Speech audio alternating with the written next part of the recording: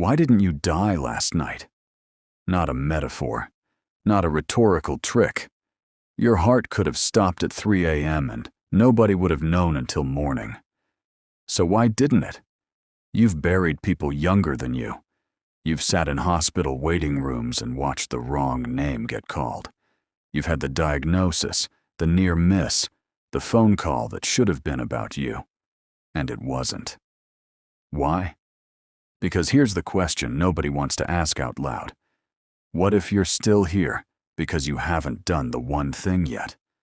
What if every sunrise since the day you almost didn't make it has been God stalling, not blessing you, stalling, waiting on something you keep avoiding? You feel it, don't you? That itch under your skin at 2 a.m., that thing you know you're supposed to do and keep finding reasons to put off. What if that itch isn't anxiety? What if it's heaven tapping its foot? Because breath isn't proof of blessing. Breath is proof of assignment. And assignments have deadlines. So let me ask you the question this video is actually about, the one you've been avoiding since you clicked on it. If God is keeping score of every day you wake up and still haven't moved, what happens when He stops keeping you alive for it? Sit with that, because you already know someone this happened to. Someone who kept getting chance after chance and never took one. And you told yourself that won't be you. But how would you know? How would you know the difference between patience and a countdown? We're about to look at people in Scripture who almost missed their window. Some of them didn't know it was closing. Some of them felt the clock the whole time and froze anyway. And every single one of them got a warning before they got a miracle. You have not been getting one. You've been getting several. You just haven't been counting. So which warning have you been ignoring? Moses ran from a murder scene and hid for 40 years. 40. Not a bad decade, a bad lifetime. Tucked away in the desert, tending someone else's sheep, watching his hands get old and useless. He had every reason to believe his story was over. And then a bush caught fire and didn't burn out, and a voice said his name. Here's what nobody tells you about that moment. Moses didn't feel ready. He didn't feel called. He argued. He stalled. He asked God to send someone else. Standing on holy ground, staring at a miracle with his own eyes, and his first instinct was still to talk himself out of it. Does that sound like anyone you know? Because that's the part of the story. People skip the part where being alive long enough to hear your name isn't the same as being willing to answer it. Moses got the fire. He got the voice. He got the proof. And he still almost said no. But here's what should really unsettle you. God didn't argue back. He didn't convince Moses he was capable. He didn't list Moses' strengths. He just said, "I will be with you." Nothing about Moses changed in that conversation. Only what was standing next to him. Which means the thing you're waiting to feel ready, qualified, strong enough, might never come. It didn't come from Moses either. He walked into Egypt still doubting, still stammering, still convinced he'd picked the wrong man for the job. So what does that tell you about the excuses you've been rehearsing? What if being unqualified was never the disqualifier you thought it was? What if it's the requirement? Caleb waited 45 years for a promise, watched every friend he scouted that land with die in the wilderness, one by one, while he kept walking, kept believing, kept getting older, with nothing to show for it, but more waiting.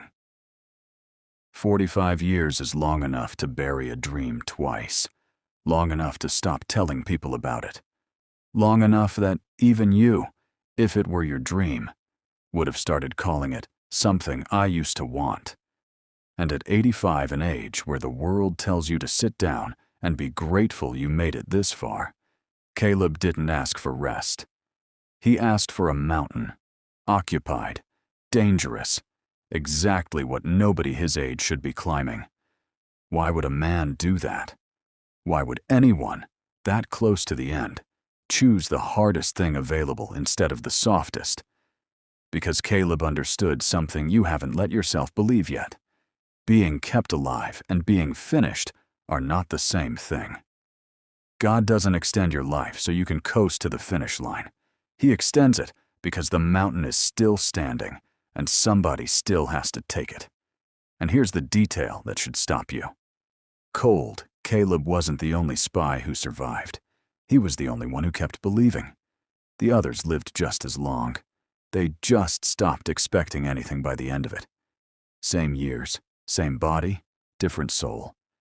So the real question isn't how long you've been waiting. It's whether you're aging like Caleb or aging like the other 9. What mountain have you been walking past for years, telling yourself you're too tired, too old, too late? Because Caleb was 85. What's your excuse?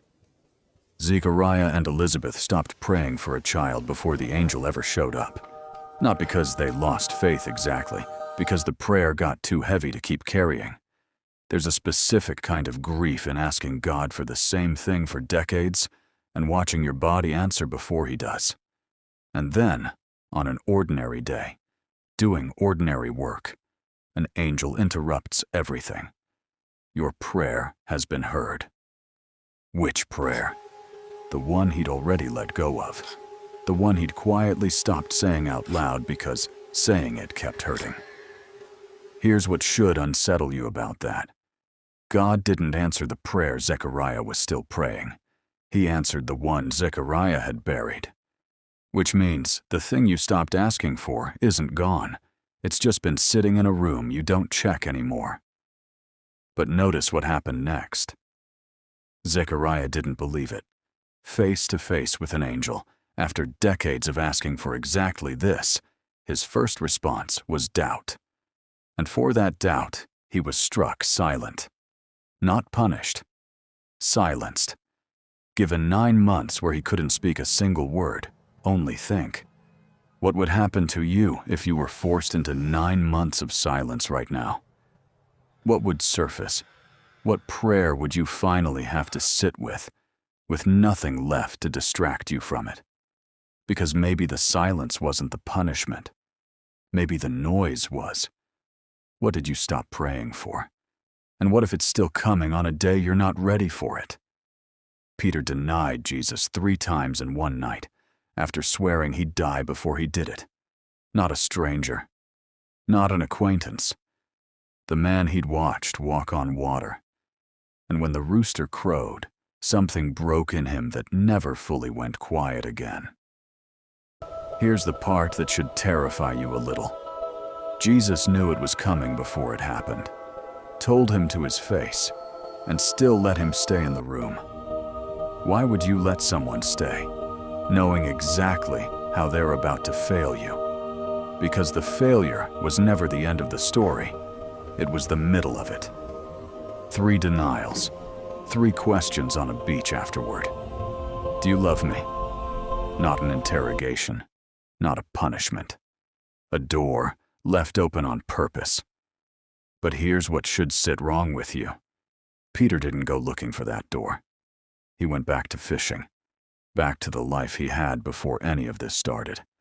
He didn't chase restoration. Restoration came and found him, standing in the one place he thought he'd disappeared to, which means the thing you've been hiding from might already know exactly where you are.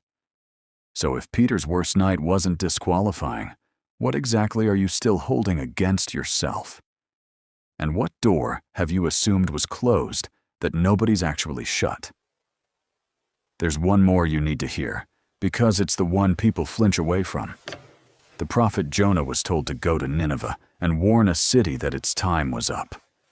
And instead of walking toward it, he got on a boat going the opposite direction. Not out of fear of failing, out of fear of succeeding. He didn't want Nineveh saved. He wanted them punished. You know what that feels like, don't you? Being told to do the thing, and instead of refusing out loud, just quietly walking the other way and hoping nobody notices. God noticed. A storm hit the boat so violently the sailors' men who didn't even believe in Jonah's God started praying to survive it.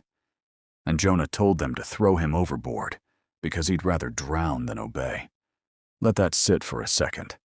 He would rather die than do the one thing he was kept alive to do. And even then, swallowed, sitting in the dark, in the one place lower than the bottom of the ocean. God didn't let him disappear. 3 days in a place built to be a grave, and instead it became a waiting room. Because sometimes the thing that feels like your lowest point isn't punishment. It's a holding cell for people who need somewhere dark enough to finally stop running. So let me ask you the question underneath this whole story. Have you been running from the exact thing you were kept alive to do? And if the storm already found your boat, how much lower are you willing to go before you stop fighting it? Every person in this video got a warning before they got a breakthrough. A bush, an angel, a rooster, a storm, a cross. Something interrupted their normal, ordinary, half-asleep life and said, "Pay attention. This is it." You clicked on this video. That's not nothing. So comments, "God, I'm still here. Show me why." And like and subscribe